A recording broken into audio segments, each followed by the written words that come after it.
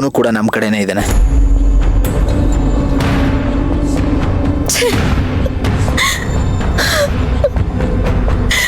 ಅಯ್ಯೋ, ಇಂಥ ಪಾಪಿ ಹೆಂಡ್ತಿ ನಾನು. ನೀನಂತೊಂದ್ ಜೊತೆ ಸೇರ್ಕೊಂಡು ನನ್ ಗಂಡನ ಮರ್ಯಾದೆನ ನಾನೇ ಹರಾಜು ಹಾಕ್ಬಿಟ್ಟೆ. ನಿನ್ ಜೊತೆ ಸೇರ್ಕೊಂಡು ಏನೇನೋ ಮಾಡ್ಬಿಟ್ನಲ್ಲೋ. ಒಂಥರ ಸುಳಿಲ್ ಸಿಕ್ಕಾಕೊಂಡಾಗ ಆಗೋಗಿದೆ ನನ್ನ ಪರಿಸ್ಥಿತಿ. ಹೊರಗಡೆ ಬರೋದಕ್ಕಾಗ್ತಿಲ್ಲ, ಇಲ್ಲಿದ್ದು ಅನುಭವಿಸೋದಕ್ಕಾಗ್ತಿಲ್ಲ. ಕ್ಷಮಿಸ್ಬಿಡಿ ಅರ್ಜುನ್ ಸರ್. ನಿಮ್ ಜೀವನ ಚೆನ್ನಾಗಿರ್ಲಿ ಅನ್ನೋ ಕಾರಣಕ್ಕೆ, ನಿಮ್ಮಿಂದ ಬಿಡುಗಡೆ ಪಡ್ಕೊಳ್ಳೋದಕ್ಕೆ ನಾನು ಏನೇನೋ ಮಾಡ್ಬೇಕಾಗಿದೆ. ನನ್ ಜೀವ ಹೋಗಿದ್ರು ಸಹಿಸ್ಕೋತಿದ್ದೆ.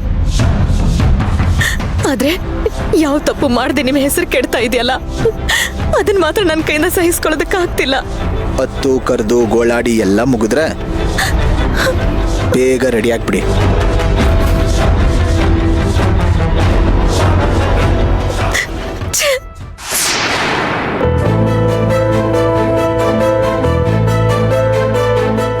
ಎಲ್ರೂ ಊಟ ಮಾಡಿ ಮಲ್ಗೋ ಹೊತ್ತಾಯ್ತು.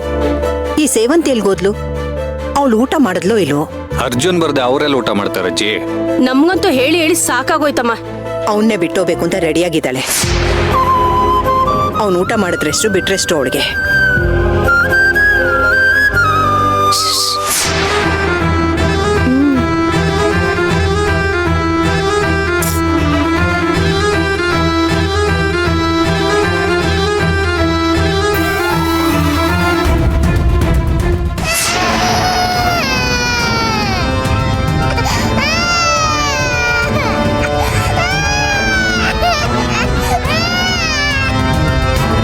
ಯಾಕಪ್ಪ ಬೂವ ಬೇಕಾ ನಿನ್ಗೆ? ಹಶು ಆಗ್ತಿದ್ಯಾ?